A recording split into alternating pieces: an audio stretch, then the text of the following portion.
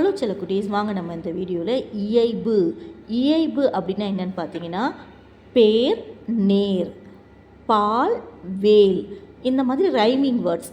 பேர், நேர் ஒத்த ஓசையாக இருக்கா, பால், வேல் ஒத்த ஓசையாக இருக்கா, ஒரே மாதிரி ஓசையுடைய சொற்களை நம்ம ஒத்த ஓசை சொற்கள்னு சொல்லுவோம், ரைமிங் வேர்ட்ஸ்னு ஆங்கிலத்தில் சொல்லுவோம்.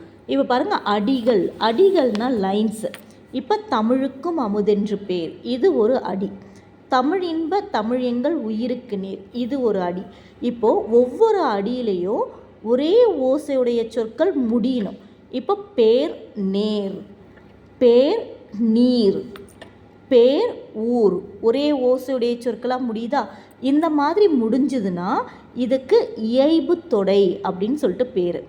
ஓகே, மனப்பாடம் பண்ணக்கூடாது. இயைபு தொடைன்னா நல்லா பாருங்கள், ஒவ்வொரு வரிகளுடைய ஒவ்வொரு அடிகளுடைய முடிவிலையும் வர சொல் ஒத்த ஓசை சொல்லாக இருந்துச்சுன்னா அது இயைபு தொடை.